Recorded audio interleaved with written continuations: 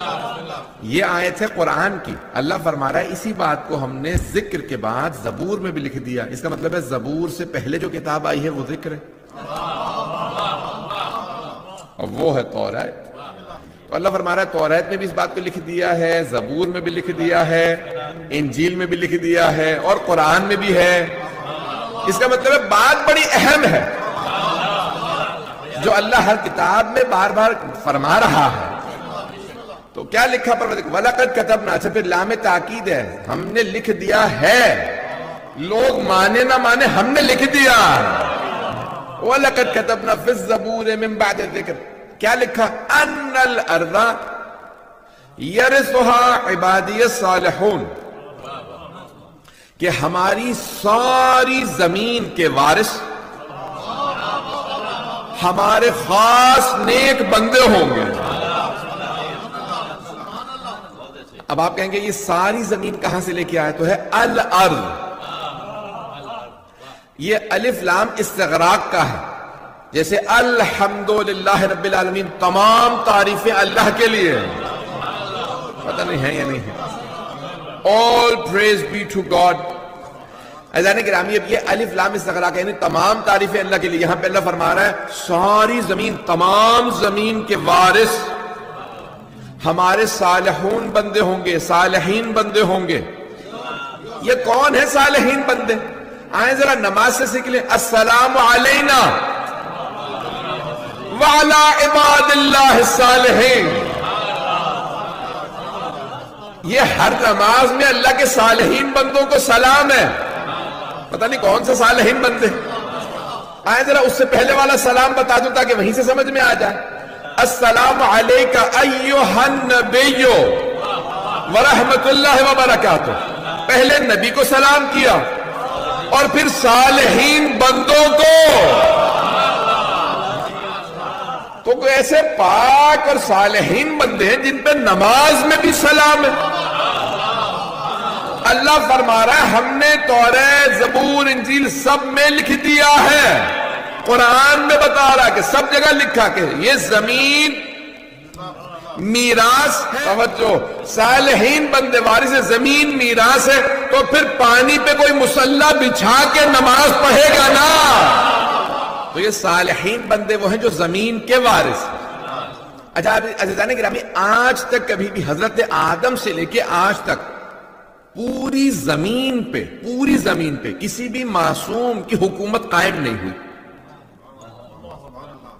میں ظاہری حکومت کی بات کر رہا ہوں، باطنی لحاظ سے تو ولایت ائمہ اہل بیت علیہ السلام ہی کی. میں اس کی بات نہیں کر رہا، میں ظاہری حکومت کی بات کر رہا ہوں. جناب نبی سلیمان کی بھی پوری زمین پہ نہیں حکومت تھی. پتہ نہیں لوگ ہیں یا نہیں. میں فلسطین کے ایک حصے پہ تھی، کچھ سمندر پہ تھی، کچھ دریاؤں پہ تھی، کچھ جنگلات پہ تھی. پتہ نہیں لوگ ہیں یا نہیں. ساری زمین پہ نہیں تھی. رسول اکرم کی حکومت حجاز مقدس میں تھی. مولا علی علیہ السلام کی عراق میں، ایران میں، اور یہ حجاز میں، یمن میں، نارتھ افریقہ، یہ حصے تھے. پوری زمین پہ اب تک حکومت نہیں آئی معصوم نمائندے کی. اس کا مطلب ہے اس آیت کی تفسیر ابھی باقی ہے. یہ آیت ابھی زندہ تعبیر ہے. یہ زندہ تعبیر ہے، اس کی ابھی تفسیر باقی ہے. بہت سے لوگ سوال کرتے ہیں ہم سے مسلمان کہ بھئی قرآن سے کوئی دلیل ہے کہ تمہارے امام ہیں؟ تو بہت سے لوگ کہتے ہیں مولانا ہم کو بتا دیں کتنی آیات ہیں. تو میں کہتا ہوں یہ نہ پوچھو کتنی آیات ہیں، یہ کہ ہر وہ آیت جو ابھی تک زندہ تعبیر ہے، جس کی تفسیر سامنے نہیں آئی، وہ دلیل ہے وجود مقدس صاحب الزمان پہ. ہر وہ آیت جو ابھی تک زندہ تعبیر ہے، جس کی تفسیر سامنے نہیں آئی، وہ دلیل ہے.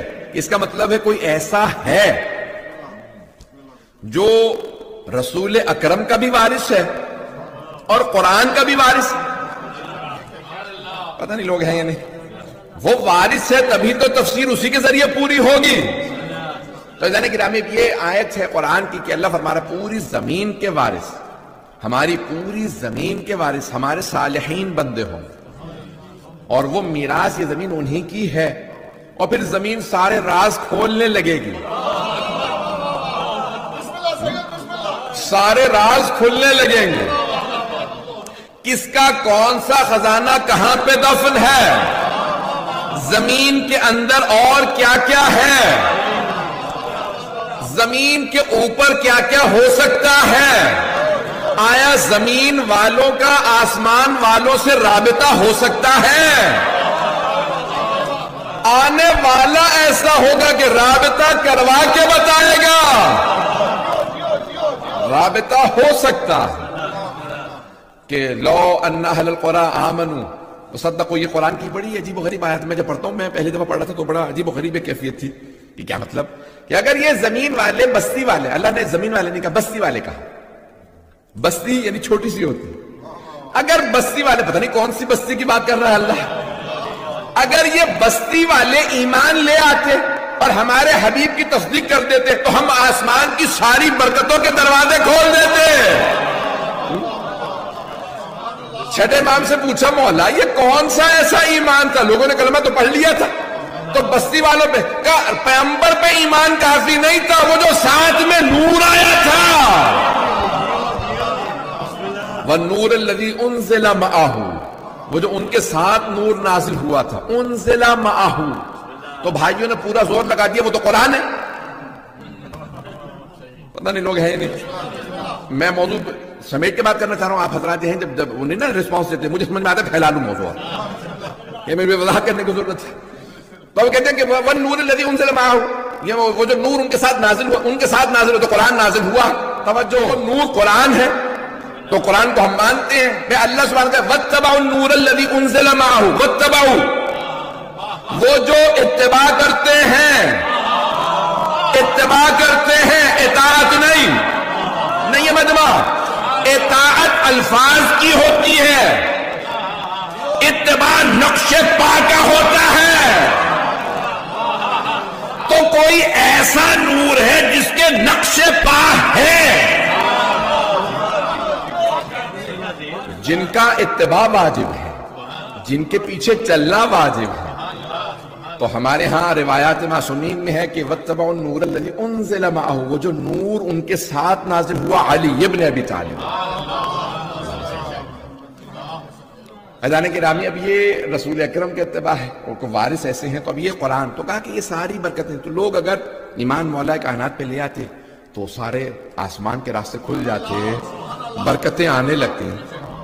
من و سلوہ نازل ہوتا تھا یا نہیں حضرت بنی اسرائیل پہ؟ تو یہ دیکھیں نا، انبیاء علیہ السلام کی چھوٹے چھوٹے سے قومیں تھیں، چھوٹے انبیاء کی امتوں پہ من و سلوہ آ رہا. تو جو سب سے بڑے نبی ہیں اگر ان پہ بھی لوگ ویسا ہی ایمان لائے ہوتے، پتہ نہیں لوگ ہیں یا نہیں، تو خود بخود راستے کھلنے لگتے. لیکن ساتھ چلنے والے جب منصوبے یہ بتا رہے ہوں کہ انہیں جانے تو ہم نسل کو مٹا دیں گے. عزیزان گرامی، اب میں جو آج سارا مضمون لے کے آیا ہوں کہ گزشتہ انبیاء کے ساتھ بھی ایسا ہوا. حضرت ابراہیم علیہ السلام، نمرود کو بتا دیا گیا تھا کہ کوئی نبی ابراہیم آنے والے ہیں، تیرا تخت الٹ دیں گے. تو اس نے کہا کہ میں وہ بچہ پیدا ہی نہیں ہونے دوں گا. پتہ نہیں لوگ ہیں یا نہیں، میں ایسا بچہ پیدا ہی نہیں ہونے دوں گا کہ جو میرا تخت الٹ دے. تو کہا نہیں، اور اگر بچہ پیدا ہو گیا تو کہا میں ذبح کر دوں گا، میں جان سے مار دوں گا، قتل کروا دوں گا. اس نے باقاعدہ بچوں کو مارا. پھر فرعون کو بتایا ایک نبی تیرا تخت الٹ دیں گے. تو اس نے کہا بھئی جتنے بچے بنی اسرائیل میں پیدا ہوں سب کے گلے کاٹ دو، نہ بچہ ہوگا نہ جوان ہوگا، نہ جوان ہوگا نہ میرا تخت الٹے گا. پتہ نہیں لوگ ہیں یا نہیں. تو اب نمرود نے سوچا کہ بھئی میرا تخت نہیں الٹے گا اگر ابراہیم کو میں قتل کروا دوں. فرعون نے سوچا اگر موسیٰ کو بچپنے میں قتل کروا دوں. موسیٰ کو قتل کرنے کے لیے 70,000 بنی اسرائیل کے بچے مار دیے اسے. ایک سال میں نہیں، یعنی کئی برسوں میں مارتا رہا، قتل کرتا رہا. پھر لوگوں نے کہا تو ان کی نسل ختم ہو جائے گی. کبھی 1 سال قتل کر دو، 1 سال رہنے دو، لڑکوں کو ہی مارنا. اچھا، اللہ نے جناب موسیٰ کو پیدا بھی کس سال میں کیا؟ جس سال اس نے قتل کرنا تھا. پتہ نہیں لوگ ہیں یا نہیں. پروردگار آگے پیچھے کر لیتا. اللہ نے کہا نہیں، اس نے مجھے چیلنج دیا. نہیں، مجمع نہیں ہے. فرعون نے خدائی کا دعویٰ کر کے کہا موسیٰ پیدا نہیں ہو سکتا. میں پیدا بھی موسیٰ کو کروں گا بنی اسرائیل میں. اسی فرعون کے محل میں میری ایک کنیز خاص آسیہ میرے منہ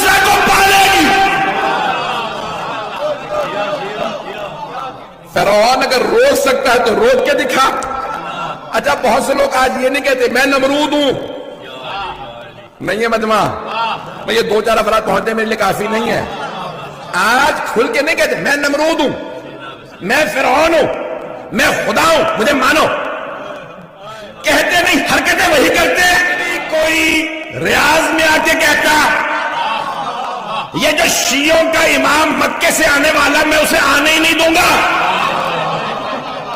او آل سعود، وہ نمرود تجھ سے بڑا تھا، فرعون تجھ سے زیادہ طاقتور تھا. نہ وہ ابراہیم کو روک سکا، نہ موسیٰ کو روک سکا. تو کس کھیت کی مولی ہے؟